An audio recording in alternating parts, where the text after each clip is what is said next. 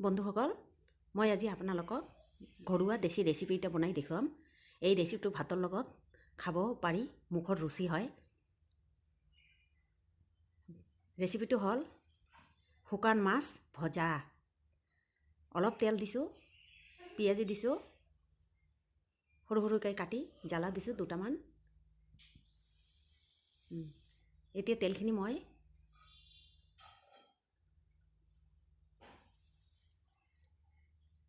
গৰম হোৱাৰ পিছতহে পিঁয়াজখিনি দিছোঁ। গেছৰ হাইটটো অলপ কমকৈ দিছোঁ, পিঁয়াজটো ভাজি ল'ম।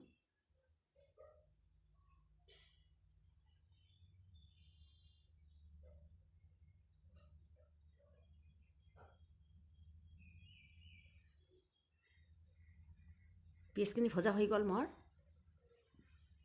এতিয়া মই মাছখিনি ধুই পেলাই শুকান মাছ পিঁয়াজখিনিত ভাজিম।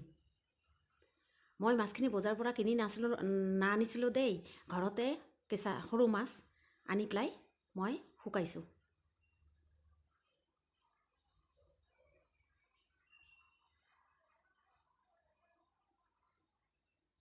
এতিয়া অলপ হালধি দিম। বেছি হালধি নালাগে, পৰিমাণ মতো দিব লাগে। নিমখখিনি পৰিমাণ মতো দিলেহে ভাজিটো খাবলৈ টেষ্টি হয়।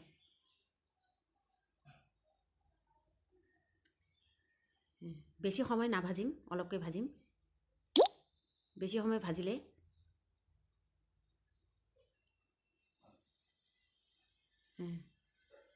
বস্তুখিনি কি হৈ যাব, জ্বলি যাব।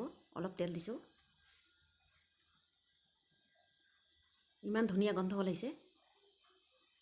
আপোনালোকে এনেকৈ শুকান মাছ ভাজি খাব। তেনেহ'লে মই আপোনালোকক মোৰ ফালৰ পৰা ধন্যবাদ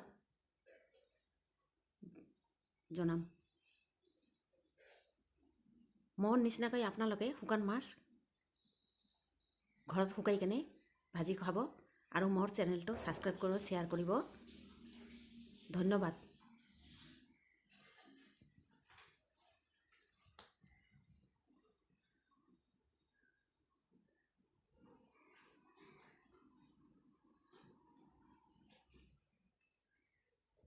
এইটো ঘৰুৱা দেশী ৰেচিপি হয়। আমি ৰাই মানুহবিলাকে এনেকৈ শুকান মাছ ভাজি খাওঁ। শুকান মাছ ভাজি খালে মুখৰ ৰুচি হয়। হৈ গ'ল। এই যে দেখিছে ইমান গন্ধ ওলাইছে আৰু ভাতৰ লগত ইমান টেষ্ট লাগে। আপুনি পেট ভৰি ভাত খাব পাৰিব শুকান মাছ ভাজি দি। হৈ গ'ল। Thank U.